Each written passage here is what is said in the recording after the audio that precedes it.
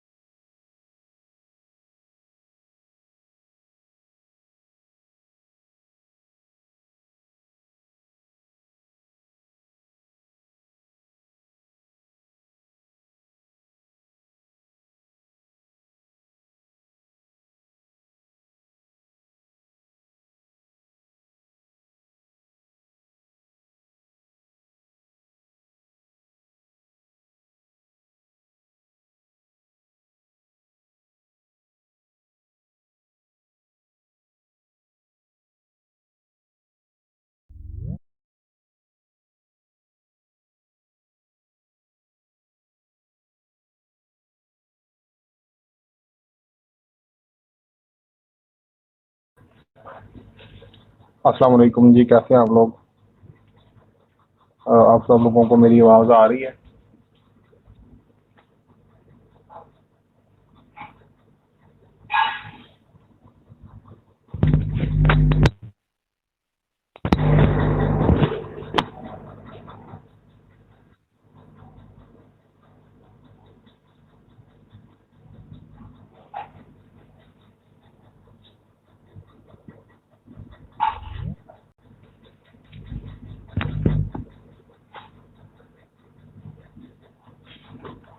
अस्सलाम वालेकुम जी, आप सब लोगों को मेरी आवाज़ आ रही है?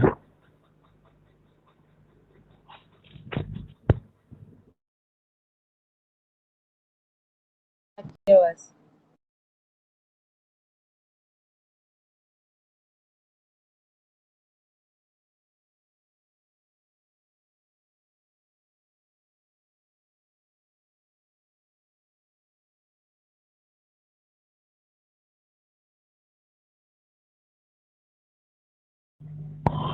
आप सब लोगों को मेरी आवाज आ रही है? जी सर, आ रही है। ओके जी। ओके जी, लेट्स गेट स्टार्टेड।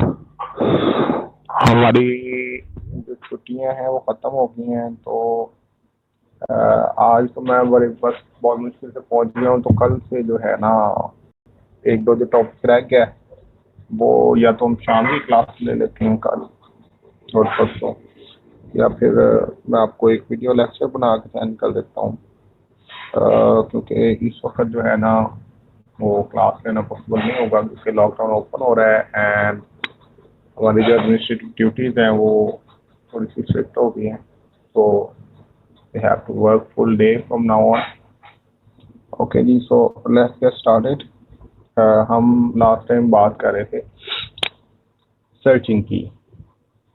हमने दो तरह की सर्चिंग पढ़ी। हमने कहा जी सर्चिंग जो है वो बड़ा ही फंडामेंटल फीचर है कंप्यूटर सिस्टम्स का, और ये कंप्यूटर सिस्टम्स जो हम कहते हैं स्पीडी होता है एंड ऑल दैट। तो इसको हम कहाँ से मेजर करते हैं कि how speedy are computer? We measure it by searching, ठीक है। और सर्चिंग की जो एप्लीकेशन है, if you get into artificial intelligence, you be surprise to see कि आर्टिफिशियल इंटेलिजेंस की जो फाउंडेशन है उसकी सर्चिंग जो है वो one of the fundamental concept माना जाता है। And there are many searching algorithms जिनको हम आर्टिफिशियल इंटेलिजेंस में इस्तेमाल करते हैं। अच्छा जी, जो सेकंड टास्क हमारा है अरे के अंदर वो है सॉर्टिंग। अरे की जब भी हम बात करते हैं, अभी हम रिपीटेडली सेड दैट कि हमारा जो गोल होता है अरे की बात करने का, वो अल्टीमेटली ये होता है कि हम जो है ना वो मैक्सिमम एलिमेंट्स पे काम कर सके, लार्ज अमाउंट ऑफ डाटा पे जो है ना वो हम ऑपरेशंस परफॉर्म कर सकें। तो अल्टीमेटली गोल हमारा अभी भी वही है कि हम एक लार्ज जो भी हम फंक्शंस परफॉर्म कर रहे हो, एक लार्ज अमाउंट ऑफ डाटा पे परफॉर्म हो रहे हो। एंड वी सेड दैट कि अगर हम अरेज के साथ कोई प्रॉब्लम सॉल्व कर रहे हैं 5 नंबर्स के लिए, तो डजंट मैटर कि अरे का साइज जो है वो कितना चेंज होता है। अरे का साइज चेंज होने से प्रॉब्लम सॉल्विंग के पे कोई डिफरेंस नहीं आता। तो दैट मीन्स कि हमारा जो बेसिक क्राइटेरिया है अरे के साथ काम करने का, वो ये है कि हम एक स्मॉल स्केल लेवल पे एक प्रॉब्लम सॉल्विंग करते हैं और अरेज के अंदर रहते हुए, और फिर उसी प्रॉब्लम को हम लार्ज स्केल प्रॉब्लम के साथ इजीली कन्वर्ट कर सकते हैं। तो अभी हम बात करना चाहते हैं जी सॉर्टिंग की। सॉर्टिंग मीन्स ऑर्डर, ठीक है। और जब भी हम सॉर्टिंग की बात करते हैं तो हमारे सामने एक ऑर्डर का कॉन्सेप्ट आता है कि जब भी आपको कहा जाए कि आपने कोई चीज़ सॉर्ट करनी है तो आप किसी स्पेसिफिक ऑर्डर में अरेंजमेंट करोगे, ठीक है। अरेंज जो हम करते हैं किसी भी चीज़ को, उसको हम इंग्लिश में सॉर्टिंग का नाम देते हैं। अभी तक हम इंटीजर अरेज के साथ काम कर रहे हैं, तो इट मीन्स कि हमारे पास जो बेसिक फंक्शंस होंगे सॉर्टिंग के वो दो ही होंगे, सॉर्टिंग इन असेंडिंग ऑर्डर और डिसेंडिंग, ठीक है। हमारा जो आमतौर पे जो रूटीन होती है वो असेंडिंग ऑर्डर में होती है, तो हम डिसेंडिंग ऑर्डर को भी यहाँ से डिस्कार्ड करते हैं and will just only focus on the ascending order, ठीक है, सॉर्टिंग इन असेंडिंग ऑर्डर। तो हमारा गोल क्या है, हमारे पास एक अरे आए और हम उसको जो है ना वो स्पेसिफिक ऑर्डर में सॉर्ट करके दे दें, अरेंज करके दे दें भाई, ये that is our ultimate goal within the arrays, ठीक है। अच्छा, तो हमारे पास ना सॉर्टिंग के बहुत ज़्यादा मेथड्स हैं, ऑलमोस्ट हंड्रेड्स ऑफ मेथड्स हैं, और हमारा जो डाटा स्ट्रक्चर का कोर्स है उसमें तकरीबन 9 सॉर्टिंग स्ट्रक्चर हमारे मौजूद हैं। लेकिन प्रोग्रामिंग फंडामेंटल का जो कोर्स है उसमें जस्ट हमारी एक सॉर्टिंग इंट्रोडक्शन है और सॉर्टिंग का एक मेथड है जिसको हम बबल सॉर्ट कहते हैं। तो बबल सॉर्ट यूज करते, ये हमारा एल्गोरिदम का नाम है। एल्गोरिदम क्या होता है? This is the name of the algorithm. हमारे पास प्रॉब्लम सॉल्विंग के जो किसी भी प्रॉब्लम को स्टेप बाय स्टेप सॉल्व करने का जो तरीका होता है उसको हम एल्गोरिदम कहते हैं, और हर एल्गोरिदम को उसके यूनिक नाम से पहचाना जाता है। तो हमें कैसे पता चलता है कि जी कौन सा एल्गोरिदम अप्लाई कर रही है? We got the name of the algorithm, और name of the algorithm is basically bubble sort. ठीक है, हमारे पास और भी बहुत सारी सॉर्टिंग है, इंसर्शन सॉर्ट है, सिलेक्शन सॉर्ट है, मर्ज सॉर्ट है, क्विक सॉर्ट है, क्विक heap sort है, and there are lots and lots and lots of them. But in our course, there is only bubble sort. तो bubble sort को हम analyze करना चाहते हैं. We want to try to understand how the bubble sort works, and then we will write the code to solve this problem and be done with it. So let's get started with the bubble sort. So when we talk about bubble sort, why it is called the bubble sort and how it works. So definitely to try to understand, we will have to analyze it in some kind of input. So what would I do is I will have some elements in the arrays, random elements. So we can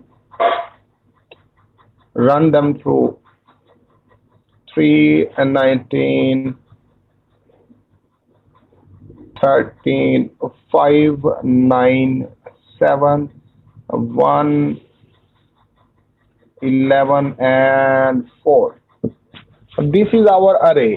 ठीक है, तो आप कोई भी random number input करके दोगे, ठीक है, और ये इनपुट रैंडम भी हो सकती है जैसे हमने करना सीखा था, और ये इनपुट आप खुद भी कर सकते हो। अच्छा, आप एलिमेंट्स दोगे अरे में, और हमारा जो फंक्शन होगा, एल्गोरिथम बेसिकली फंक्शन का नाम, फंक्शन को कहते हैं। उसका मतलब है एल्गोरिथम प्रोग्राम नहीं होता। एल्गोरिथम क्या होता है? हमारे पास जो प्रोग्राम होता है वो 3 चीज का कॉम्बिनेशन होता है। We have talked about it but we will talk about it again. हमारे पास प्रोग्राम में क्या होती है? इनपुट होती है। हमारे पास सेकंड जो चीज होती है वो प्रोसेसिंग होता है, और हमारे पास जो आउटपुट आती है, ये 3 स्टेप्स जो मिलके हमें हमारा क्या बनाते हैं? हमारा एक प्रोग्राम बना रहे होते हैं। This is what we call the program. अब प्रोसेस में क्या कर रहे होते हैं? हम प्रॉब्लम को सॉल्व कर रहे होते हैं, और प्रॉब्लम को स्टेप बाय स्टेप सॉल्व कर रहे होते हैं। ठीक है, तो स्टेप बाय स्टेप सॉल्व करने को हम एल्गोरिथम का नाम देते हैं। तो हमारा ये जो हिस्सा होता है, हम इस पे फोकस करते हैं जब भी हम बात करते हैं अभी।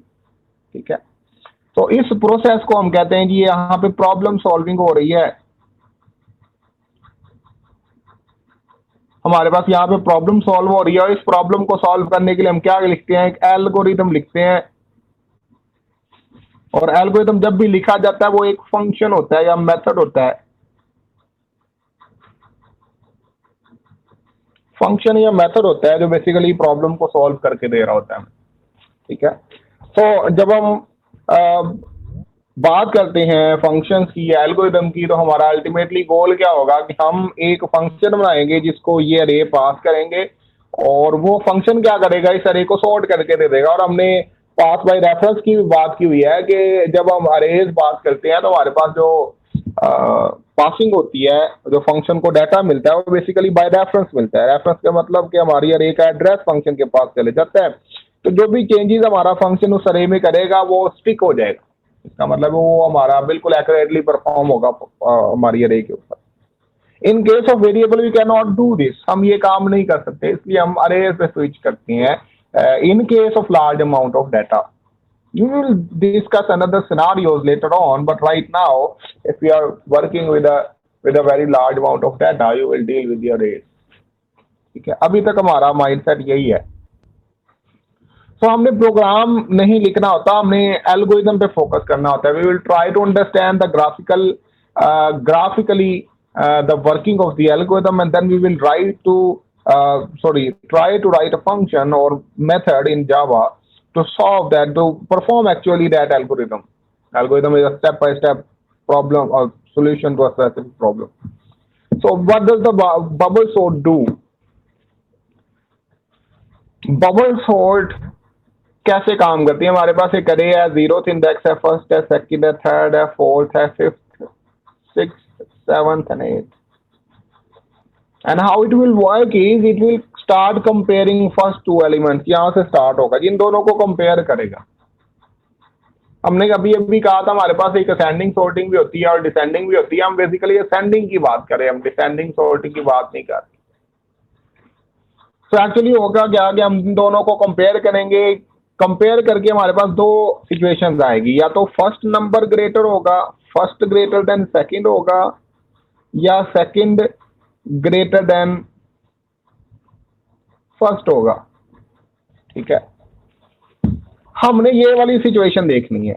अगर ये कंडीशन ट्रू होती है, अगर जो पहला नंबर है वो दूसरे से बड़ा है, तो हम इनको स्वैप कर देंगे। अगर ये कंडीशन ट्रू है तो इन दोनों को क्या कर देंगे, स्वैप। इसका मतलब है अगर मेरे पास ये देखिए यहाँ पे दो नंबर है, कंडीशन ये वाली ट्रू नहीं हो रही, पहला नंबर जो है वो दूसरे से बड़ा नहीं है, तो इनको स्वैप करने का कोई फायदा नहीं, हम स्वैप नहीं करेंगे। ठीक है, अब हम क्या करेंगे, अब हम इसको छोड़ेंगे और इन दो नंबर्स को कंपेयर, एक टाइम पे दो नंबर्स को कंपेयर करना, हमें इन दोनों को कंपेयर करना शुरू कर देंगे। अब फिर से यही कंडीशन चेक करनी है। हमने क्या कहा जी, अगर पहला number greater than second number है तो इन दोनों को क्या कर दो भैया, आप स्वैप कर दो। अच्छा जी, हमारे पास 19 है और 13 है, हमारे पास first number greater than second आ गया, तो हम क्या करेंगे, इन दोनों वैल्यूज को क्या कर देंगे, स्वैप कर देंगे। तो 13 यहाँ पे आ जाएगा और 19 यहाँ। अब हम इसको छोड़ देंगे क्योंकि अब हम इस पे बात करना शुरू करें। दोनों को कंपेयर करो, अगर पहला नंबर दूसरे से बड़ा है तो स्वैप कर दो जी, बड़ा है तो 5 इधर आ जाएगा और 19 इधर चला जाएगा। अब कंपैरिजन फिर से किसका करना है जी, यहाँ पे इसका और इसका करना। फिर से हमारी ये वाली कंडीशन जो है, देखें ये वाली कंडीशन जो है वो ट्रू हो गई है, पहला नंबर दूसरे से बड़ा है, तो फिर से स्वैप कर दो इन दोनों को जी। अब हम इसको छोड़ देंगे और इसकी तरफ आ जाएंगे। इन दोनों को फिर से कंपेयर किया, फर्स्ट नंबर सेकंड नंबर से ग्रेटर है, तो हमारा फिर से काम हो जाएगा। काम क्या होगा जी, स्वैपिंग हो जाएगी, यहाँ पे 19 आ जाएगा। और अब हम इसको नेक्स्ट नंबर के साथ देखें, जब भी हमारी कंपैरिजन होता है, इधर भी किसी स्वैप और इधर भी don't swap. In both cases, अगर चाहे हम स्वैप कर रहे हैं चाहे नहीं कर रहे, हम पिछले वाले जो एलिमेंट है उसको स्किप करते हैं हर दफा और नेक्स्ट एलिमेंट पे शिफ्ट हो जाते हैं। अब दोबारा इन दोनों को कंपेयर किया और हम चेक कर रहे हैं कि क्या ये दोनों नंबर, पहला नंबर दूसरे से बड़ा है जी, बड़ा है, तो इसका मतलब हमने क्या करना है जी, स्वैपिंग करनी है जी। स्वैपिंग क्या करनी है, 1 इधर आ जाएगा, 19 इधर चला गया। अब हमने इसको इसके साथ कंपेयर करना जी। फिर से कंपेयर कर लें, 19 ग्रेटर देन 11 है जी, है बिल्कुल। इसका मतलब फिर से क्या हो जाना है, स्वैपिंग हो जानी है। इसका मतलब यहाँ पे 11 आ जाएगा और यहाँ पे 19 शिफ्ट हो जाएगा। और हमने इसको और इसको स्वैप करना है, और इन दोनों को स्वैप करने के बाद हमारा नतीजा क्या निकलेगा भाई, ये 4 इधर आ जाएगा और ये जो 19 है ये इधर शिफ्ट हो जाएगा। ये हमारी फर्स्ट आइटरेशन कंप्लीट होगी, यानी कि शुरू से हमने शुरू किया, एंड तक गए और हमारे पास एंड पे रिजल्ट क्या आया है, बबल सॉर्ट। इसको कहते क्यों है कि जो लार्ज नंबर होते हैं, लार्ज नंबर्स होते हैं अरेज में, they function as bubbles, like bubbles function in water. अगर आपके पानी में बुलबुले बनते हैं तो बुलबुले तैर के ऊपर की तरफ आना शुरू हो जाते हैं, पानी के बिल्कुल ऊपर आ जाते हैं। इसी तरह हमारा जो लार्ज नंबर है वो क्या होगा, सबसे जो बड़ा नंबर है वो क्या हो गया, वो होते होते होते होते बबल की तरह एंड पे पहुंच गया, आखिर पे चला गया। कंडीशन हमारी ये है, अगर पहला नंबर दूसरे से ग्रेटर है तो स्वैप कर दो। एट वन टाइम दो नंबर, कोई से भी दो नंबर कंपेयर करनी है, शुरू से शुरू होना है, पहले दो को, फिर दूसरे दो को, फिर तीसरे दो को। तो हमारे पास दो की एक विंडो है, पहले इन दोनों को कंपेयर करो, फिर इसको, फिर इसको, फिर इसको। ये दो की विंडो बनी हुई है हमारे पास। ये कंपैरिजन हमारा कंटिन्यू रहना है और हमारी हर आइटरेशन के अगेंस्ट एक चीज कंफर्म होगी कि हमारा जो एक सबसे मैक्सिमम नंबर है, सबसे जो लार्ज नंबर है, वो हर एक एंड पे जा चुका होगा। कैसे जी, दोबारा सेकंड आइटरेशन की तरफ मूव करते हैं। कंडीशन हमारे पास है, अगर पहला नंबर, अगर फर्स्ट नंबर जो है ग्रेटर देन सेकंड हो तो क्या कर दें जी, स्वैप कर दें। ये कंडीशन है, इस कंडीशन पे फोकस करना है हमने। तो सेकंड आइटरेशन के लिए आते हैं। फर्स्ट आइटरेशन में हमारे पास ये अरे मिल चुकी है हमें,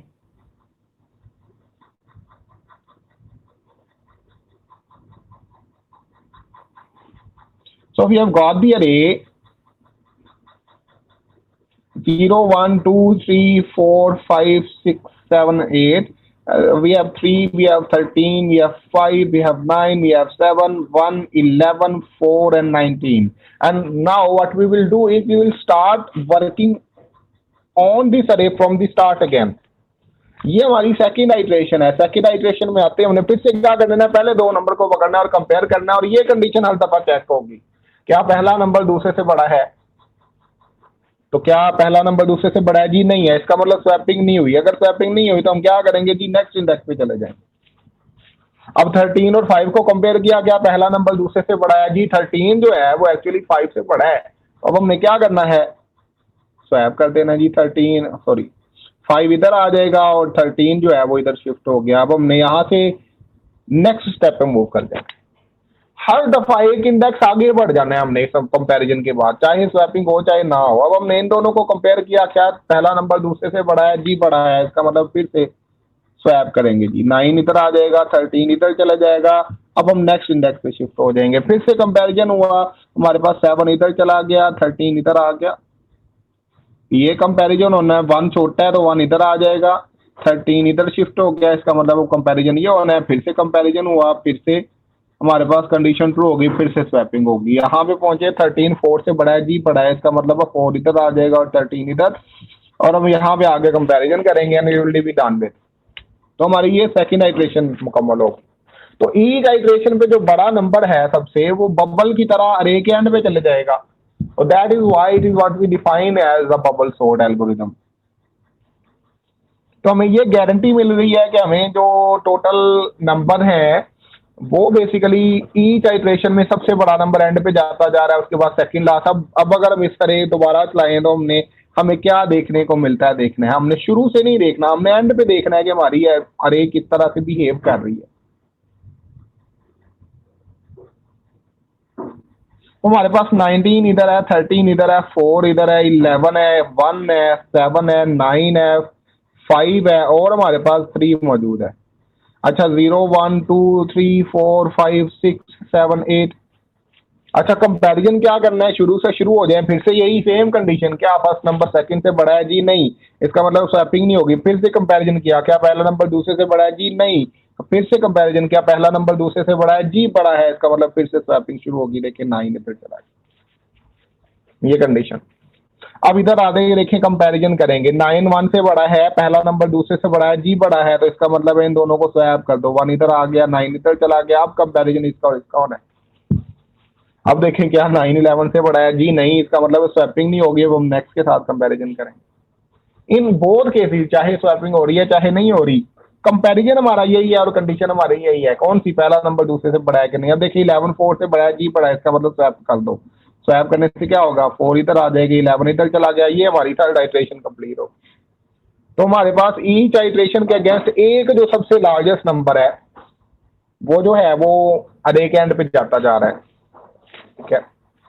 अब हम अगर इस अरे को चलाएं तो हमारे पास ये जो 9 होगा वो इस साइड पे शिफ्ट हो जाएगा एंड सो ऑन. ये काम इसी तरह चलता रहेगा. And right now our goal is to write the algorithm, write the solution to this problem. So what we are doing right here.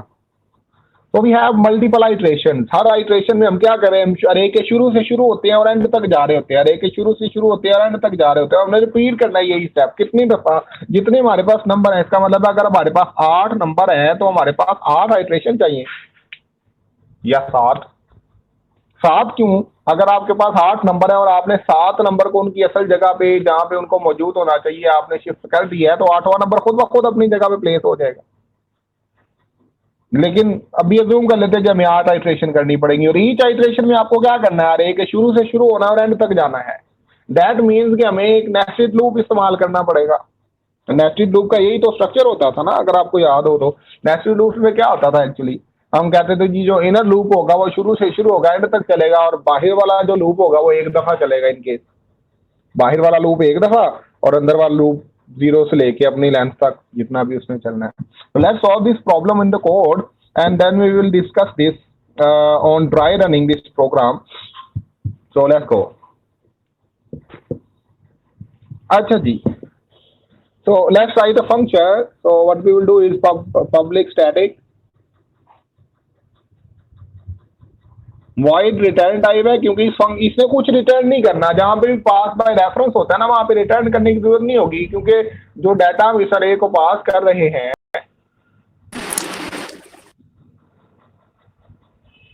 जो डाटा हम इस अरे को पास कर रहे हैं वो ऑटोमेटिकली चेंज होना है। तो इसको बबल सॉर्ट, बी सॉर्ट का नाम दे दिया। बी सॉर्ट हम कह रहे हैं, बबल सॉर्ट पूरा नाम है। यहाँ पे हमारे पास जगह नहीं है इसलिए हम थोड़ा सा, तो अरे हमारे पास आ रही है, कोई भी हमें कोई और पैरामीटर नहीं चाहिए होता सॉर्टिंग एल्गोरिथम। ठीक है, सो लेट्स गेट स्टार्टेड। अच्छा, हमारे पास बबल सॉर्ट किस तरह से काम करती है, we have talked about it. जब हमारे पास आइट्रेशन होनी है, आइट्रेशन क्या होगी, हमने कितनी आइट्रेशन करनी है, int I will equal start from 0, 0th index से स्टार्ट हुआ, I less than a dot length and I plus plus, ये आउटर आइट्रेशन होगी। कैसे, हमने कहा था कि हमें एक आइट्रेशन में एक एलिमेंट अपनी करेक्ट पोजीशन पे जाता है, जस्ट एक एलिमेंट अपनी करेक्ट पोजीशन पे जाता है। इसका मतलब है हमें बार बार ये काम रिपीट करना पड़ेगा। रे के शुरू से शुरू हो जाओ और एंड तक जाओ। तो हमने करना क्या है, हमारा जो गोल क्या है, वो एक्चुअली यहाँ पे देखिएगा, मैं एक स्टेप परफॉर्म कर रहा हूँ एक्स्ट्रा। लेट्स से इसको भी मैं स्किप कर देता हूँ, let's understand it later. int j equals to 0, j less than a dot length minus 1 and j plus plus.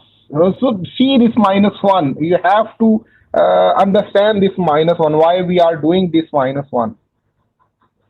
ठीक है, सो यहाँ पे मैं इस फंक्शन को अरे को लूप को खत्म करता हूँ, इनर लूप को, यहाँ पे मेरी आउटर लूप खत्म हो रही है और यहाँ पे मैं अपना फंक्शन खत्म कर रहा हूँ। देखिए हमने कंपैरिजन क्या किया था, अगर हमारे पास हर दफा शुरू से शुरू हो जाना, अगर हमारे पास a ऑफ j जो है वो ग्रेटर हो जाए, अगर पहला नंबर दूसरे से ग्रेटर हो जाए, तो दूसरा नंबर कैसे बनेगा, a ऑफ j प्लस 1 बन जाएगा। तो अगर 0th इंडेक्स है तो 0 और 1 का कंपैरिजन होगा, यही कहा था ना हमने। देखो हमारे पास ऐसे नंबर पड़े हुए 0 1 2 3 4, यहाँ पे 3 9 5 2 4 पड़ा हुआ है। तो क्या होगा, देखिए j की वैल्यू 0 होगी, तो अगर हम a ऑफ 0 पे जाएं तो हमें ये मिलेगा, और a ऑफ j प्लस 1 क्या होगा, a ऑफ 1 नहीं हो जाएगा। तो यहाँ पे आ जाएंगे, इन दोनों को कंपेयर कर रहे हैं हम। अगर ये कंडीशन ट्रू हो जाए तो इन दोनों को स्वैप कर दो, तो हम क्या करते हैं, स्वैपिंग वाला कोड लिख देते हैं, int temp equals to a of j is equals to a of j plus 1 and a of j plus 1 is equals to temp।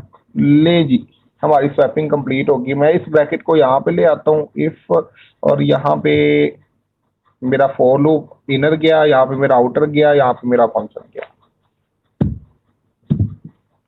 तो this is the code right here, and why did I do this, देखना जी, यही comparison देखना है। मैं 3 element की अरे ले रहा हूँ, 3 9 एंड 5 से 0 1 2। हमने जे को शुरू किया, देखें जी फर्स्ट टाइम आए, आई की वैल्यू हमारे पास क्या है, 0 है। अब इस लूप में एंटर हुए, इसका मतलब आई की वैल्यू 0 है, जे की वैल्यू भी 0 से स्टार्ट होगी। ए ऑफ 0 हमारे पास आएगा यहाँ पे, और A of J plus 1, J plus 1 क्या होगा, जे प्लस 1, जे की वैल्यू 0 है तो इसमें प्लस 1 करके क्या आ जाएगा, 1 आ जाएगा। तो ए ऑफ 0 की वैल्यू 3 है, ए ऑफ 1 की वैल्यू 9 है। इन दोनों को कंपेयर किया, क्या हमारे पास 3 जो है वो 9 से ग्रेटर है, जी नहीं है। इसका मतलब है ये कंडीशन फॉल्स होगी, स्वैपिंग नहीं हुई। यहाँ से जंप किया हमने, यहाँ पे जे में प्लस प्लस किया, और लेंथ -1, अगर लेंथ 3 है तो यहाँ पे क्या है, 2 पुट हुआ हुआ, जे प्लस प्लस हुआ, जे की वैल्यू हमारे पास क्या होगी, 1 होगी अभी। ठीक है, 1 हो चुकी है, तो 1 लेस देन 2 है जी, है। इसका मतलब यहाँ पे आ गए हम, यहाँ पे आगे हमने फिर से कंपैरिजन किया। कंपैरिजन क्या किया, आप देखना है जी, जे, ए ऑफ जे की वैल्यू 1 है, और जे प्लस 1, 1 प्लस 1 क्या हो जाएगा, 2। तो हमारे पास कंपैरिजन किसका होगा, 9 का और 5 का। क्या पहला नंबर 9 है और दूसरा नंबर 5 है, क्या 9 5 से ग्रेटर है, जी है। इसका मतलब इन दोनों को स्वैप कर दो, स्वैप करके क्या हुआ, 5 यहाँ पे आ गया, 9 यहाँ पे आ गया। अब लेंथ -1 का कॉन्सेप्ट समझना जी, j प्लस प्लस हुआ, j की वैल्यू 2 होगी। अब देखिए 0 1 2 हमने सेकंड इंडेक्स को थर्ड के साथ, अगर हम j की वैल्यू 0 है तो हम 0th इंडेक्स और फर्स्ट इंडेक्स को कंपेयर कर रहे हैं। अगर हमारा इंडेक्स 2 है तो हम इसको 3 के साथ कंपेयर करना चाहते हैं, तो 3 इंडेक्स तो है ही नहीं, इसलिए हमने लेंथ -1। इसका मतलब लास्ट जो एलिमेंट है उसके फ्रंट पे कोई और एलिमेंट मौजूद नहीं होगा, हमने उसको हैंडल करने के लिए यहाँ पे -1 लगाया, वरना हम यही कंडीशन लगाते जो हमने ऊपर लगाई है। ठीक है, ताकि हमारा अगर जे लास्ट जे की वैल्यू 5 हो, लेट्स से 5 एलिमेंट्स हो, जे की वैल्यू 5 होगी है तो 6 एलिमेंट तो मौजूद ही नहीं है। तो हमने कहा जी आप ऐसे करो, आप सिर्फ सेकंड लास्ट तक जाओ, सेकंड लास्ट को लास्ट के साथ कंपेयर कर लिया, हमारा काम खत्म हो गया। That's it, we don't have to do anything special for this, and this is our basic structure of the bubble sorter, pretty much straightforward. Array जितने अरे में एलिमेंट्स हैं उतनी दफा ये लूप चलेगा, डजंट मैटर उसकी लेंथ कितनी है, 100 है तो ये 100 टाइम चलेगा और ये 99 टाइम चलेगा।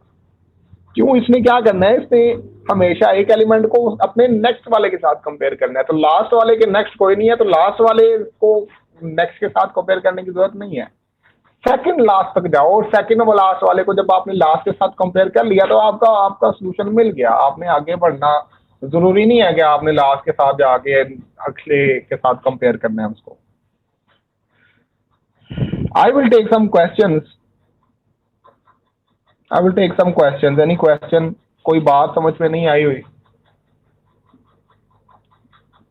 हाँ जी, यहाँ तक कोई स्टेप मिस हुआ हो, कोई बात समझ में ना आई हो, एल्गोरिथम में कोई क्वेश्चन हो या मेथड में कोई क्वेश्चन हो तो आप पूछ सकते हैं। सर इसके थ्रू तो हम जो रैंडम नंबर करवाते हैं, खुद बहुत जो रैंडम नंबर इनपुट होते हैं, हाँ जी, लास्ट टाइम जो हमने किया वो तो हम सीक्वेंस में भी करवा सकते हैं, फिर ये लगा के sorting नहीं करके नहीं करवा नहीं, के। देखिए मेरी बात सुने। जब आप इनपुट कर रहे होते हैं ना तो नंबर रैंडमली इनपुट हो रहे होते हैं, सही है।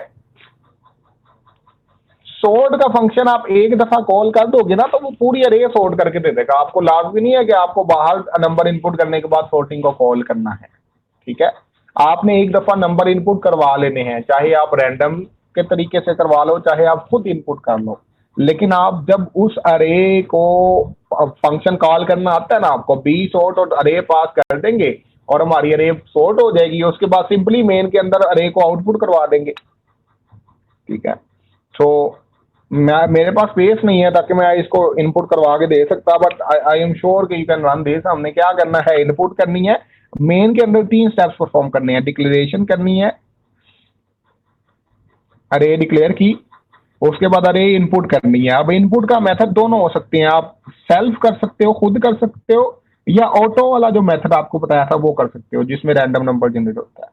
इनपुट करने के बाद आप क्या करोगे, अरे इनपुट कर ली, फॉर लूप लगाया, पूरी अरे इनपुट होगी आपके पास। उसके बाद आपने बी सॉर्ट कॉल कर दी, बबल सॉर्ट या बी सॉर्ट, पूरा नाम रख दो, ओके है, नेम से कोई फर्क नहीं पड़ता। बी सॉर्ट उसको अरे पास कर दी, मैंने कहा जी अरे नाम रखा हुआ है आपने, और उसके बाद आउटपुट करवा दो अरे को, आपको पता चल जाएगा सॉर्ट हुई है या नहीं। और भी बहुत से सॉर्टिंग मैकेनिज्म हैं। अब बबल सॉर्ट एक अकेला नहीं है, बबल सॉर्ट एक ऐसा एल्गोरिथम है जिसको बहुत कम लोग अभी यूज करते हैं, क्योंकि इसे बहुत ज्यादा एडवांस मेथड आ चुके हैं सर्चिंग के, बहुत ज्यादा एडवांस मेथड आ चुके हैं। The problem with bubble sort is it's very slow. Consider करें तो अगर हम एल्गोरिथम के हिसाब से कंपैरिजन करें तो bubble sort is one of the slowest methods, लेकिन हम इसको इम्प्रूव किया जा सकता है। But we are not talking about algorithm right here, so we will not be talking going in depth. So what we are saying is bubble sort is a very simple method to sort element or sort arrays. Okay, it takes a lot of time but it works. It does what it says कि भाई sort करना है तो मैं sort करके आपको दे दूंगा, चाहे आप जोन सी मर्जी मुझे array दे दो। जी, question? Any more questions? कोई question नहीं है जी। अच्छा, मैंने आपको एक छोटी सी असाइनमेंट दी थी, अगर आपको याद हो, गेम ऑफ क्रैप्स बन गई थी आपसे।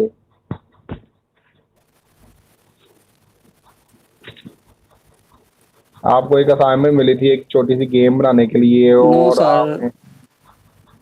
सर उसको बहुत ज्यादा देखा है, मगर वो कुछ समझ नहीं थी आ रही उसकी कोई मतलब कि जैसे टिक टैक जो आपने करवाई थी वो तो हमने खेली भी है ना, तो हमें उसके बारे में थोड़ा आइडिया था, तो वो अच्छा वो हो गई है, जी वो हमने कर ली थी।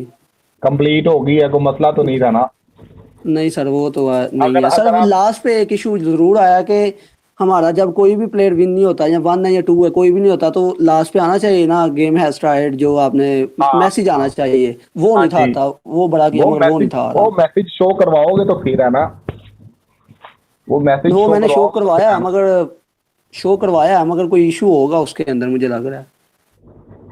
चले, I will send you the code जिसमें वो एरर रिजॉल्व हो, ताकि आपको मसला ना आए। जी ठीक है सर।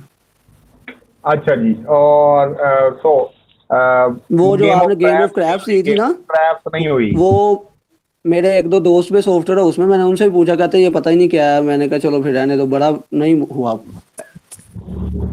यार ये तो बड़ी बड़ी इंटरेस्टिंग एप्लीकेशन है, हम तो ऑलमोस्ट हर जगह पे कराते हैं, लेकिन लेट्स से मैं आपको कोड सेंड कर देता हूँ, फिर सोल्यूशन तो है ना हमारे पास।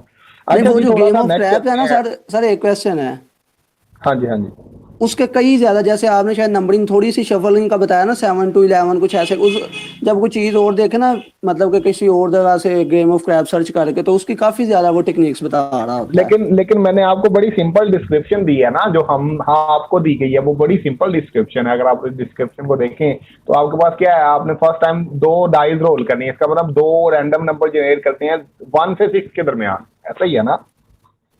जी तो दोनों को ऐड कर लेना है, अगर उनका जो सम है दोनों का, अगर वो 7 या 11 है, तो आपका क्या होगा, आप हार जाओगे, सॉरी आप विन कर जाओगे। अगर 2 6 इस तरह का कोई है, उसमें आप करोगे तो वो हार जाओगे, अगर उसके अलावा कुछ आता है तो आप पॉइंट बन जाएगा। नेक्स्ट टाइम जब आप रोल करोगे तो आपका या तो 7 आना चाहिए या वो पॉइंट आना चाहिए जो आपने फर्स्ट टाइम रोल किया था।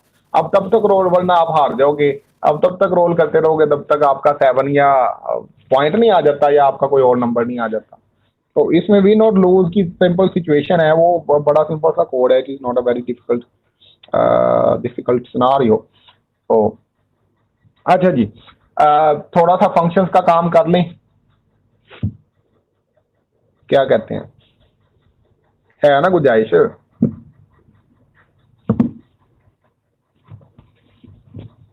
Hello, what we want to do is to do a little bit functions. गुंजाइश है हम कर लें फंक्शंस?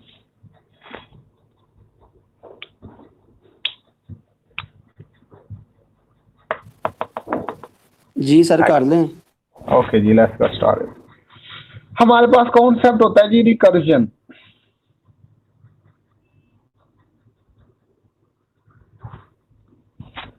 इसको रिकरेंस भी कहते हैं। कॉन्सेप्ट क्या है रिकर्जन का?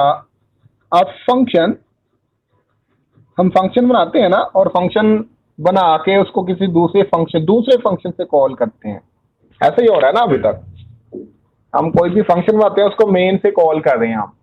लेकिन रिकर्जन में क्या होता है, अ फंक्शन कॉल्स इटसेल्फ,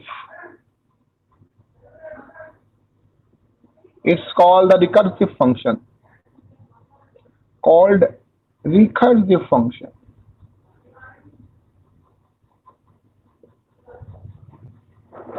इस मेथोलॉजी को हम डिवाइड एंड कंकर भी कहते हैं। आप डाटा स्ट्रक्चर में पढ़ोगे, बड़ा डिटेल से है, बट मैं ये सोच रहा हूँ कि ये जो टॉपिक है इसको डाटा स्ट्रक्चर के लिए छोड़ दिया जाए, क्योंकि डाटा स्ट्रक्चर में ये ज्यादा डिटेल से है। एक मैं कहता हूँ अभी कर लें, लेकिन ये ऑनलाइन थोड़ा सा मुश्किल हो जाएगा अंडरस्टैंड करना भी और अंडरस्टैंड करवाना भी, because it is a little bit complicated topic. I was wondering what we do. Okay, let's just have an introduction, ठीक है? If you get it okay, if you don't get it आपका DS में तो हो जाना है फिर, तो इट डजंट मैटर, लेकिन फिर भी let's give it a try. तो रिकर्जन एक फिनोमिना है जिसमें हम एक ऐसा फंक्शन में आते हैं जो प्रॉब्लम को सॉल्व करने के लिए खुद को कॉल कर रहा होता है, अपने आप को कॉल कर रहा होता है। जैसे देखें, तो हमारे पास एक सिनारियो है बड़ा सिंपल, कि अगर आप 5 फैक्टोरियल कैलकुलेट करना चाहते हो तो आपको क्या करना पड़ता है, 5 मल्टीप्लाई बाय 4 फैक्टोरियल। अगर आप 4 फैक्टोरियल कैलकुलेट करना चाहते हो तो 4 मल्टीप्लाई बाय 3 फैक्टोरियल, अगर 3 फैक्टोरियल कैलकुलेट करना चाहते हो 3 मल्टीप्लाई बाय 2 फैक्टोरियल, अगर आप 2 फैक्टोरियल कैलकुलेट करना चाहते हो तो 2 मल्टीप्लाई बाय 1 फैक्टोरियल, और 1 फैक्टोरियल का आंसर आपको पता है 1 है। इसका मतलब अगर आप 5 फैक्टोरियल कैलकुलेट करना चाहते हो तो आप 5 करोगे मल्टीप्लाई करोगे 4 फैक्टोरियल, तो आप सेम फैक्टोरियल को सॉल्व करने की कोशिश करोगे, लेकिन अब आपका जो मेथड होगा वो डिफरेंट होगा। अगर इसको एक फंक्शन की फॉर्मेट में बनाया हो फैक्टोरियल, मैं इसको सिर्फ एफ का नाम देता हूँ ताकि मेरे लिए आसान हो जाए। एफ, हम फैक्टोरियल ऑफ 5 कैलकुलेट करना था तो हम कैसे कैलकुलेट करेंगे, एफ ऑफ 4। देखें सेम फंक्शन कॉल हो रहा है लेकिन डिफरेंट वैल्यू, रिड्यूस्ड वैल्यू के साथ। तो हमारे पास इस तरह की प्रॉब्लम बड़ी कॉमन है जिसमें अब हमें एक लार्ज प्रॉब्लम को सॉल्व करने के लिए उसी प्रॉब्लम को छोटे छोटे पार्ट्स में डिवाइड करना पड़ता है, और जब हम उसको पार्ट्स में डिवाइड करते हैं तो हमारे लिए वो प्रॉब्लम सॉल्व करना आसान हो जाता है। That is the ultimate goal of the recursion, of trying to understand the recursion. तो अगर आप F of 4 factorial of 4 calculate करना चाहते हो तो 4 multiply by F of 3 factorial of 3 calculate करना है आपको, ठीक है ना। तो दिस इज द वे, हम ये हमारा मैथमेटिकल मेथड है, हम ये मैथमेटिक्स के फंक्शन की फॉर्म में लिख रहे हैं हम इसको, ठीक है। हमारे जावा के फंक्शन भी मैथमेटिक्स के फंक्शन की ही तरह लिखे जाते हैं, सिर्फ ब्रैकेट्स और सम सिंथेटिकल शुगर इंक्लूड हो जाता है, but the major focus is the same. इसी तरह हमने पावर कैलकुलेशन का एक फंक्शन किया था, अगर आपको याद हो तो हमने इसी तरह की सिमिलर सिचुएशन वहां पे भी देखी। तो अगर हमने 2⁵ कैलकुलेट करना है तो हमें क्या करना है, 2 × 2⁴ कैलकुलेट करना है हमें। अगर 2⁴ कैलकुलेट करना है हमें तो 2 × 2⁵ कैलकुलेट करना है। 2⁵ कैलकुलेट करने के लिए हमें क्या चाहिए, 2 × 2⁵2 चाहिए। 2⁵2 कैलकुलेट करने के लिए 2 × 2⁵1 चाहिए, और 2⁵1 हमें आता है 2 है, ठीक है। तो ये बड़ी कॉमन सेंस है इसमें कि हम जब भी इन प्रॉब्लम्स को सॉल्व करते हैं तो हम बेसिकली रिकर्जन का इस्तेमाल करते हैं। रिकर्जन अगर हम इसको मैथमेटिकल फंक्शन की फॉर्मेट लिखें, let's say square is a function, तो मैं कहता हूँ SQR is a function, what we do is we pass 2 and 5 and what happens is 2 into SQR of 2, 4। देखिए अगर हम इसको फंक्शन की फॉर्मेट, मैथमेटिकल फंक्शन की फॉर्मेट में लिख रहा हूं मैं इसको प्रोग्रामिंग के फंक्शन की फॉर्मेट में नहीं लिख रहा। तो मैथमेटिक्स के फंक्शन में लिखे तो 2 और 5 पास करेंगे तो 2 × स्क्वायर कैलकुलेट करने के लिए 2 और 4, 2⁴ का, तो इसी तरह हम इसको रिपीट कर देंगे। 2 × 4 will be equal to 2 × SQR of 2, 3 और 2, फिर इसको सॉल्व करना पड़ेगा। इसका मतलब इसको सॉल्व करने के लिए इसको सॉल्व करना पड़ेगा, इसको सॉल्व करने के लिए इसको सॉल्व करना पड़ेगा। इसी तरह आप 2 × 3 कैलकुलेट करना चाहते हो, 2 × SQR ऑफ 2, 2। अगर आप इसको सॉल्व करना चाहते हो तो आपको इसको सॉल्व करना पड़ेगा, तो स्क्वायर ऑफ 2, 2 करोगे तो 2 × स्क्वायर ऑफ 2, 1। तो जब आप स्क्वायर ऑफ 2, 1 पे आते हो तो हमें पता है 2⁴ 2 होता है, तो ये सॉल्व हो गया, इसकी वैल्यू यहाँ पे पुट हो जाएगी, 2 यहाँ पे पुट हो गया, 2 × 2 4 कैलकुलेट हुआ। इसका मतलब इस जगह पे जहां से कॉल हुआ था वहां पे इसकी वैल्यू पुट हो जाएगी 4 × 2 8 हो गया। इसका मतलब है जहां से ये कॉल हो रहा था वहां पे 8 पुट हो जाएगा। इस तरह हम अपवर्ड सॉल्व करेंगे प्रॉब्लम को। रिकर्जन में हमारे पास जो प्रॉब्लम होता है वो अपवर्ड सॉल्व होता है, नीचे से ऊपर की जानिब। आइट्रेशन हमेशा अपवर्ड से डाउनवर्ड प्रॉब्लम को सॉल्व कर रही है ना, यहाँ पे हम उल्ट काम कर रहे हैं। So this is the fundamental idea of recursion. A function calls itself, आप एक दफा कॉल कर लेते हो तो एक चेन शुरू हो जाती है, ठीक है, और वो चेन तब तक चलती रहती है जब तक आपका कंप्लीट प्रॉब्लम सॉल्व नहीं हो जाता। इसको हम डिवाइड एंड कंकर अप्रोच भी कहते हैं, डिवाइड एंड कंकर अप्रोच। ये बड़ा डिटेल से है आपकी डाटा स्ट्रक्चर्स एंड एल्गोरिथम्स में, आपका ये पूरा टॉपिक है, और ये टाइप ऑफ एल्गोरिथम्स हैं जो किसी भी प्रॉब्लम को डिवाइड करके सॉल्व कर देते हैं। So let's try it. Recursion क्यों करते हैं हम? Because recursion is very easy to write, and because it is very easy to write, it is harder to understand, but it is actually very easy to write the code once you understood it. तो अगर आपको mathematical function लिखना आता है तो आपको programming function लिखने में कोई मसला नहीं होगा, लेकिन यहाँ पे 2 कॉन्सेप्ट होते हैं रिकर्शन में। रिकर्जन में एक्चुअली 2 स्टेप्स होते हैं। स्टेप नंबर 1, स्टेप 1 होता है जी रिकर्सिव फेज। रिकर्सिव स्टेप होता है यहाँ पे। और रिकर्सिव स्टेप क्या है? जहां पे फंक्शन अपने आप को कॉल कर रहा है, स्क्वायर का फंक्शन अपने आप को कॉल कर रहा है। देखो चेंजिंग वैल्यू के साथ थोड़ी सी वैल्यू चेंज हुई, लेकिन कॉल यही फंक्शन हो रहा है। अगर मैं इसको कॉल करूंगा तो इसके अंदर ये कॉल होगा, मैं इसको कॉल करूंगा तो इसके अंदर ये कॉल होगा, ये इसके अंदर कोई और कॉल नहीं होगा। अच्छा, दूसरा स्टेप जो हमारे पास होता है इसको बोलते हैं बेस केस। जहां हमने कहा था हमारे पास रिपीटिशन होनी है, तो एक्चुअली जो रिपीटिशन होती है वो हमारे पास रिपीटिशन नहीं होती है, हमारे पास आइट्रेशन होती है। Controlled repetition is what we define as iteration. तो जब हम आइट्रेशन और आइट्रेटिव स्ट्रक्चर्स की बात करते हैं तो recursion is an iterative step, iterative structure. ठीक है। बेस केस क्या है? देखिए, अगर आपसे मैं ये कहूं कि आपने 2⁻50 कैलकुलेट करना है, यू डोंट नो 2⁻49 क्या है, लेकिन आपको एक स्टेप हमेशा पता होगा, base case, basic solution to this problem, जिसको कैलकुलेट करने की जरूरत नहीं होती आपको। अगर मैं आपसे ये कहता हूं कि 50 का फैक्टोरियल कैलकुलेट करना, you don't know factorial of 50, how would you calculate it? आप क्या कैसे कैलकुलेट करोगे 50 मल्टीप्लाई बाय 49 फैक्टोरियल? आपको ये तो नहीं पता कि 49 का फैक्टोरियल क्या होता है। तो आप 49 को सॉल्व करने की कोशिश करोगे, जहां से आपके पास 48 फैक्टोरियल आ जाएगा। आप तब तक यहाँ नीचे आते रहोगे जब तक आपको एब्सोल्यूट सॉल्यूशन नहीं मिल जाता। एब्सोल्यूट सॉल्यूशन, ऐसा सॉल्यूशन, इस प्रॉब्लम का वो हिस्सा जिसको आपको सॉल्व करने की जरूरत नहीं है। सादा तरीन इस प्रॉब्लम का जो हल होता है उसको हम एब्सोल्यूट सॉल्यूशन कहते हैं, या बेसिक स्टेप, ये बेस केस कहते हैं। डज नॉट मैटर मुझे कितने स्टेप करने पड़े, एक बात मुझे हमेशा कंफर्म रहेगी कि जब मैं 2⁻1 पे पहुंचूंगा तो मुझे आंसर 2 मिलेगा। तो यहां पे आके मैंने अपनी रिकर्जन सॉल्व करनी है। ठीक है। और let's write this function, let's write this function and we will see how this problem is solved in the recursion, how easy it is to write such problems। अच्छा, हमने जब आइट्रेशन से किया था तो हमारा बड़ा लंबा चौड़ा काम हुआ था।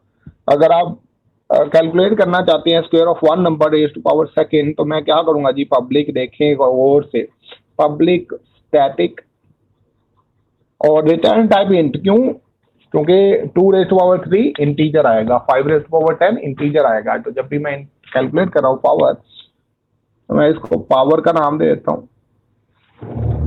इंट बेस आएगी मेरे पास और इंट पावर आएगी, बी और पी आ गया। हमने कैसे लिखा था? मेरे पास अगर मैथमेटिकल फॉर्म में लिखा हूं तो मेरे पास एक फंक्शन है पावर, इसको अगर मैं बेस और पावर दूं तो कैसे सॉल्व करते हैं हम? Base multiply by power,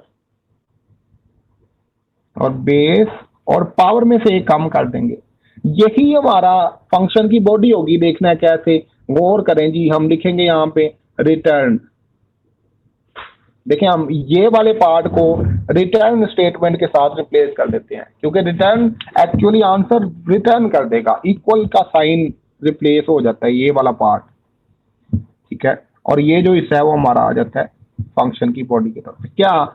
B multiply by power, same function में वही फंक्शन कॉल हो रहा है, और B as it is pass होगा और p-1 कॉल हो जाएगा। मैं इसको ड्राई रन भी करके देता हूँ, लेकिन हमने कहा था हमारे पास 2 स्टेप होते हैं। यह है रिकर्सिव स्टेप। क्यों रिकर्सिव स्टेप है? क्योंकि फंक्शन अपने आप को कॉल कर रहा है, इसलिए ये रिकर्सिव स्टेप है। लेकिन हम बेसिक स्टेप भी देते हैं। बेसिक स्टेप कौन सा है? वो वाली वैल्यू इस प्रॉब्लम की जो हमें एक्चुअली पता है, एग्जैक्टली पता है कि जहां कब ये वैल्यू होगी तो मुझे ये काम नहीं करना, मुझे कैलकुलेशन परफॉर्म नहीं करनी। कब पता चलेगा? जब मेरी पावर की वैल्यू 1 हो जाती है तो मैं क्या करता हूँ, रिटर्न क्या करता हूँ जी, बेस रिटर्न कर देता हूँ। डजंट मैटर कि हमारे पास बेस की वैल्यू क्या है, जब भी पावर 1 होगी तो बेस रिटर्न हो जाएगा। देखें, 5⁻1 equal to 5, 3⁻1 equal to 3, 100⁻1 equal to 100। तो जब भी पावर की वैल्यू 1 होती है तो हमारे पास बेस आंसर आ जाता है। तो ये हमारा एब्सोल्यूट बेस केस है जिसमें मुझे ये कैलकुलेशन रिक्वायर्ड नहीं है। अच्छा, let's call this function and try to understand how this function works. तो मैं क्या करता हूँ जी, पावर का फंक्शन लेता हूँ और 2⁻³ कॉल कर देता हूँ। ठीक है। ये फंक्शन कॉल हो गया। देखिए इस फंक्शन में कॉल आते ही मैंने इफ कंडीशन चेक की, ये वाली बेस की वैल्यू क्या है 2 है, पी की वैल्यू 3 है, क्या पी की वैल्यू 1 तो नहीं है जी, नहीं है, इसका मतलब ये कंडीशन फॉल्स होगी। अगर ये कंडीशन ट्रू हो जाती तो यहीं से रिटर्न हो जाते हम, क्योंकि हम रिटर्न नहीं हुए यहाँ पे आगे। यहाँ पे आगे हमने क्या किया भाई, रिटर्न करना है बी, लेकिन यहाँ पे एक और फंक्शन कॉल है। तो मैं इस पूरे को सॉल्व करने, ये मल्टीप्लिकेशन करने के लिए मुझे यहाँ पे एक वैल्यू चाहिए। यहाँ पे वैल्यू मौजूद नहीं है, एक फंक्शन है। फंक्शन क्या है, देखिए फर्स्ट टाइम हमने क्या बी की वैल्यू क्या पास की थी 2 और 3 पास किया था। अब हम कैसे कॉल कर रहे हैं, पावर कोई फंक्शन कॉल कर रहे हैं, पावर कोई कॉल कर रहे हैं, ठीक है जी। Base as it is pass हो रही है, ओके, लेकिन पावर में से -1 हो रहा है, यहाँ पे क्या पास हो गया 2। अच्छा अब इस फंक्शन में दोबारा आते हैं, यहां से सॉरी, यहाँ पे भी 2 है और यहाँ पे भी 2, सेम फंक्शन कॉल हो गया, इसकी कॉपी बन गई, एक्चुअली एक न्यू कॉपी बन गई इसी फंक्शन की, ठीक है। अब ये फंक्शन कॉल नहीं हुआ, इस फंक्शन के अंदर बेस यहाँ पे 2 पड़ा हुआ है, इस फंक्शन को कॉल किया है इसने, इसके अंदर ये कॉल हुआ है। इसके अंदर आते ही हमने कंडीशन चेक की, इफ 2 इक्वल्स टू 1 जी, क्या ये 2 इक्वल्स टू 1 है, नहीं है जी, इसका मतलब हम कहाँ पे आ गए, रिकर्सिव स्टेप पे आ गए। अब यहाँ पे क्या हमने कंडीशन चेक की थी, इफ 3 इक्वल्स टू 1, ये कंडीशन फोर्स, इसलिए हम रिकर्जन पे आ गए। अगर ये कंडीशन फॉल्स है तो हम इस स्टेप पे आएंगे, वरना नहीं आएंगे। अच्छा अब देखिए इस स्टेप पे आ गए, इस फंक्शन के अंदर से एक और पावर का फंक्शन कॉल हो गया, यहाँ पे 2 पुट हो गया, ठीक है, 2 पुट हो गया, यहाँ पे 2 पुट हो गया, मल्टीप्लाई ये हो रहा है, 2 पुट हो गया, मल्टीप्लाई पावर फिर से 2,1 कॉल हो गया। यहां पे आते हैं, हमने कंडीशन चेक की, इफ बेस तो 2 है, लेकिन पावर की वैल्यू हमारे पास 1 है, 1 इक्वल्स टू 1 है जी है। इसका मतलब हमने क्या किया, जहां से ये फंक्शन कॉल हुआ था वहां पे रिटर्न क्या किया है, रिटर्न 2 किया, बेस रिटर्न किया है। तो इस पूरे फंक्शन कॉल की तरह की जगह पे यहाँ पे क्या आ जाएगा, 2 आ जाएगा, ठीक है। 2 इंटू 2 4 हो गया जी, 2 इंटू 2 4 हो गया। इसका मतलब है यहाँ पे आंसर क्या आ गया 4। इसने रिटर्न क्या किया 4, रिटर्न कर रहे हैं ना हम यहाँ से। तो रिटर्न का मतलब क्या है, जहां से भाई ये वाला फंक्शन कॉल हो रहा है वहां पे इसका आंसर पुट कर दो। दैट मीन्स क्या होगा, इस 2.2 की वजह से यहाँ पे 4 पुट हो जाएगा, ठीक है। तो फंक्शन रिमूव हो गया, 2 इंटू 4 क्या हुआ 8 हो गया। और यहाँ से क्योंकि रिकर्जन खत्म हो चुकी है, तो इस फंक्शन की रिटर्न स्टेटमेंट से 2 इंटू 4 हमारे पास 8 रिटर्न हो जाएगा, और ये इंटीजर है एंड वी विल काट दिस फंक्शन। और हमें क्या करना है, हमें जस्ट मेन से 1 टाइम इस फंक्शन को कॉल करना है, जस्ट 1 टाइम। तो जब हम इस फंक्शन को कॉल करेंगे तो ये अपने आप को कॉल करता जाएगा, इस प्रॉब्लम को बड़ा इफेक्टिवली रिजॉल्व करके देगा, ठीक है। अच्छा जी, अभी हमने दूसरी प्रॉब्लम भी ली थी, हमने कहा था हमारे पास फैक्टोरियल का भी एक फंक्शन होता है, तो फैक्टोरियल के फंक्शन में देख लेते हैं जी कैसे होता है। ये फंक्शन लिखना एक्सट्रीमली इजी है, तो मैं public static int factorial calculate करने के लिए मुझे इंट n मिलता है, एक नंबर मिलता है जिसका मैंने फैक्टोरियल कैलकुलेट करना है। और फैक्टोरियल कैलकुलेट करने के लिए मुझे क्या करना पड़ता है, फॉर्मूला है मेरे पास n multiply by factorial of n-1, ऐसे ही कहते हैं ना, n factorial equals to n multiply by n-1 factorial. तो देखिए सेम फॉर्मूला लिखा है मैंने, फैक्टोरियल ऑफ n कैलकुलेट करना है तो आपने क्या करना है, n मल्टीप्लाई करना है फैक्टोरियल n-1 के साथ। तो ये हमारा रिकर्सिव स्टेप आ गया, लेकिन रिकर्सिव स्टेप इनफ नहीं है, आपने रिकर्जन को स्टॉप भी करना है कहीं ना कहीं जाके। तो आप कहाँ पे करोगे इसको स्टॉप, इसको स्टॉप करने के लिए आपके पास एक बेस केस होना चाहिए। तो अब बेस केस क्या है आपका, बेस केस यहाँ पे इन केस हमारे पास क्या होता है, इफ n इक्वल्स टू 1 हो जाए तो हमारा रिटर्न क्या होगा, रिटर्न 1 हो जाएगा, ठीक है। क्योंकि हमें पता है कि 1 का फैक्टोरियल 1 होता है।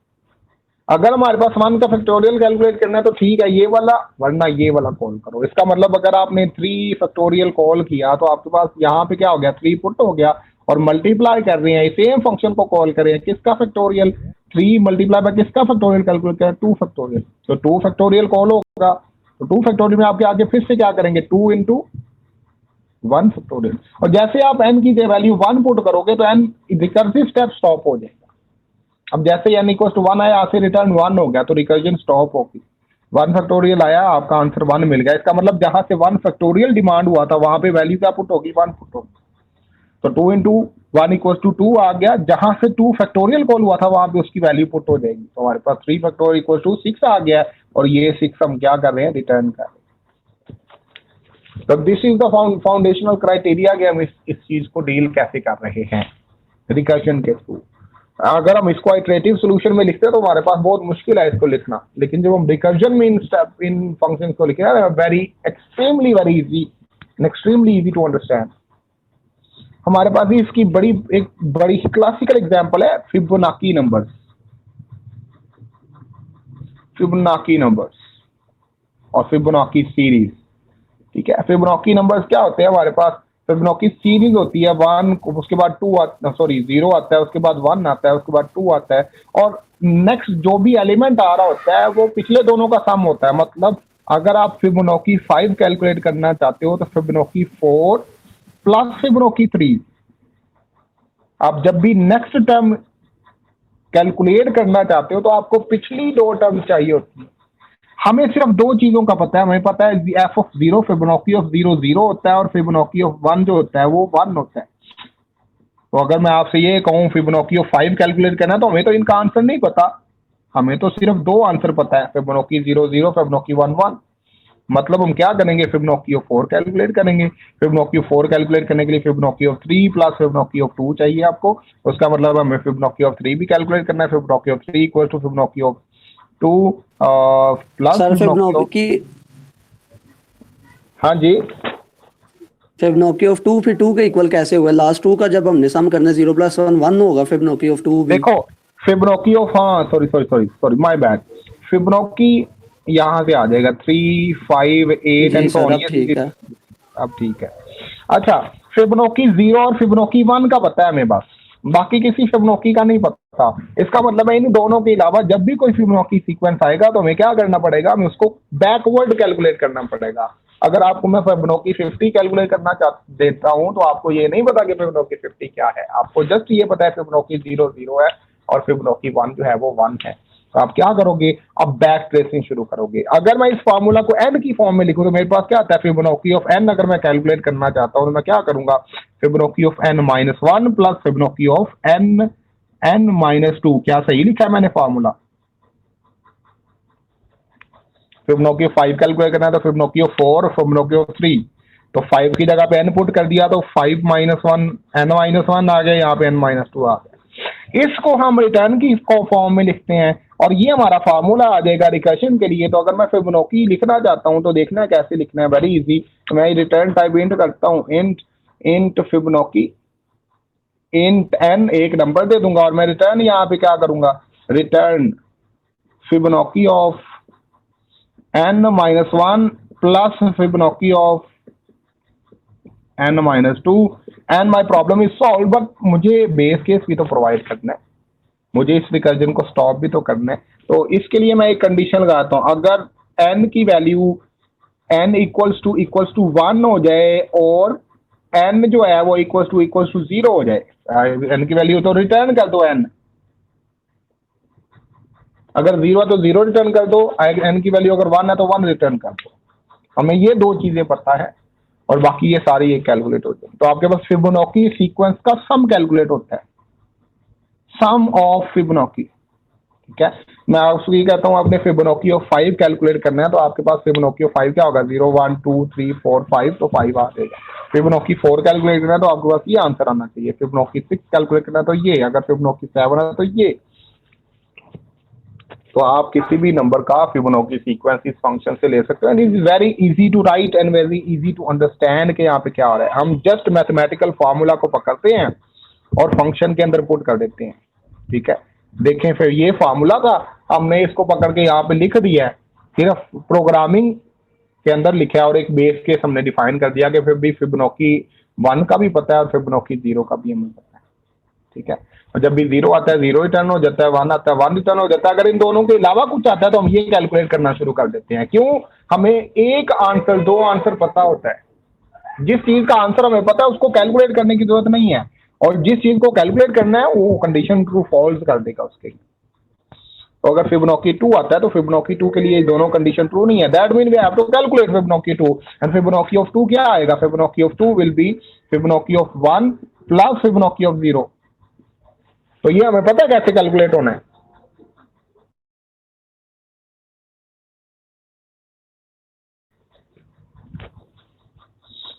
लेकिन इन 3 फंक्शन को ट्राई करें। हमारे कोर्स में जस्ट इतनी सी है रिकर्जन, लेकिन हमारे पास एक और कॉन्सेप्ट होता है रिकर्जन का, इसको म्यूचुअल रिकर्जन कहते हैं। आपने ट्रिग्नोमेट्री अगर पढ़ी है तो उसमें आपने ये मेथड देखा होगा, स्टेप देखा होगा, sine theta -1 equal to cos theta and cos theta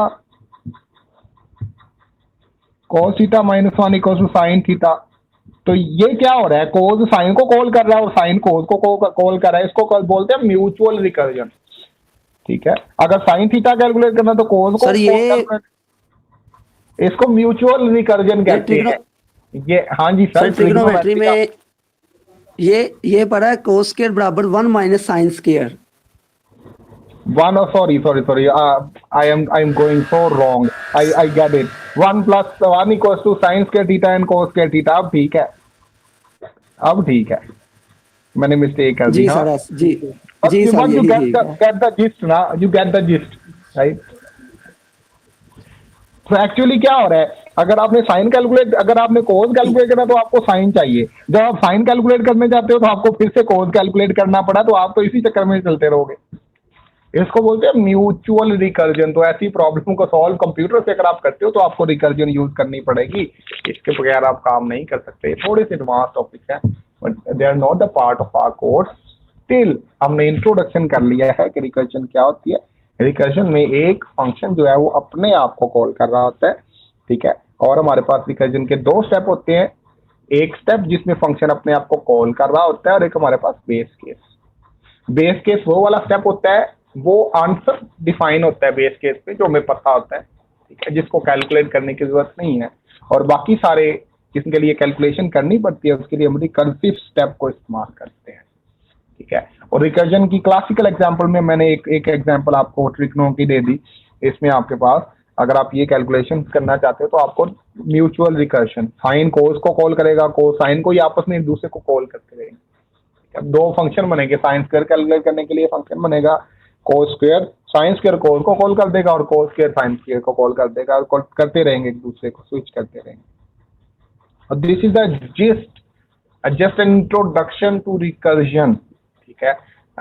go through it, ठीक है, थोड़ा सा पढ़ें रिकर्जन क्या होती है, थोड़ा सा गूगल सर्च करें, इन प्रॉब्लम्स को इम्प्लीमेंट करके देखें, इन फंक्शंस को कॉल करके देखें, और फंक्शंस की जो हमारी एक्सरसाइज IT सीरीज की है उसको स्टार्ट करें सॉल्व करना। जो प्रॉब्लम्स आते हैं वो मेरे साथ डिस्कस करें, क्योंकि हमारा जो फंक्शनल प्रोग्रामिंग है वो एक्चुअली आज इसका कोर्स जो है वो खत्म हो चुका है। अगर मैं लिटरली बात करूं तो अगर आपने थोड़ी सी प्रैक्टिस की है तो फंक्शनल प्रोग्रामिंग हमारी खत्म हो, हमारी ऊप या ऑब्जेक्ट ओरिएंटेड प्रोग्रामिंग जो है वो स्टार्ट होनी है।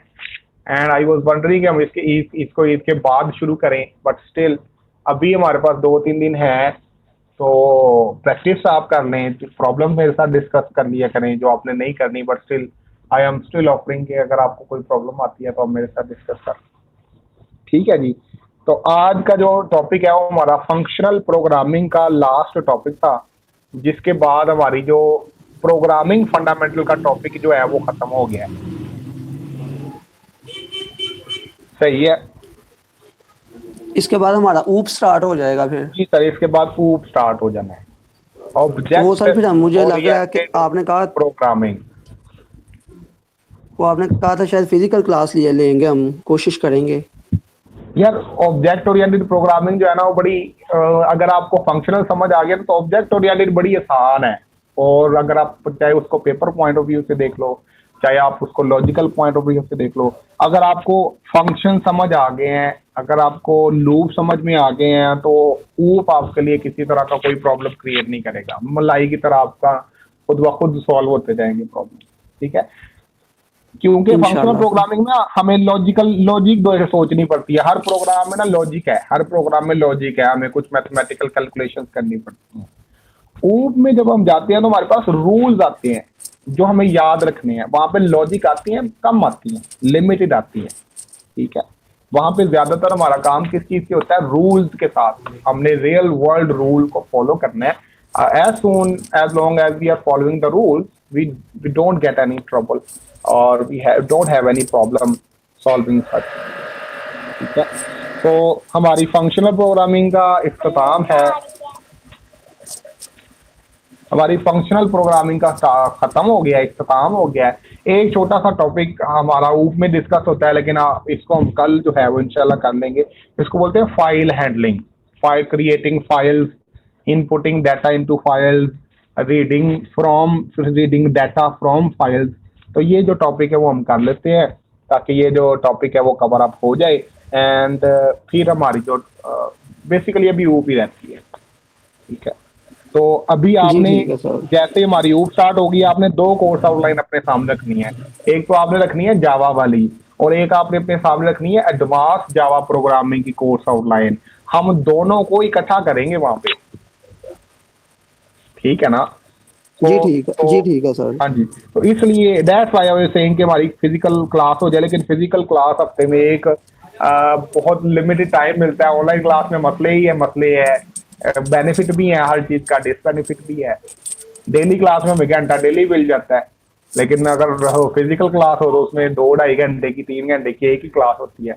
तो फिर ईद के बाद जैसे भी आप कहोगे वैसे फिर डिस्कस कर लेंगे, it is not a big issue, ठीक है। मुझे कोई मसला नहीं है, जी सर, सब मिलकर जो भी सब डिसाइड करेंगे, आप भी जैसे आपको अच्छा बिल्कुल हुआ ऐसा तो ही फिर है, कर मुझे लेंगे। कोई इशू नहीं है जी, मुझे बता दीजिएगा, ठीक है। मुझे कोई इशू नहीं है, फिजिकल क्लास करनी है, फिजिकल करने मेरे लिए ज्यादा अच्छा है फिजिकल, क्योंकि आपने देखा होगा कि जब तक हमारी फिजिकल क्लासेस होती थी मैं काफी अच्छा समझा हमने भी देता था। तो काफी स्पीड से सर काम काफी किया था। हाँ जी, लेकिन लेकिन हमने जो ऑनलाइन क्लासेस किया उसमें स्पीड तो नहीं है, स्लो है, लेकिन उसमें जी मुझे सबसे बड़ा जो इशू है वो आप लोगों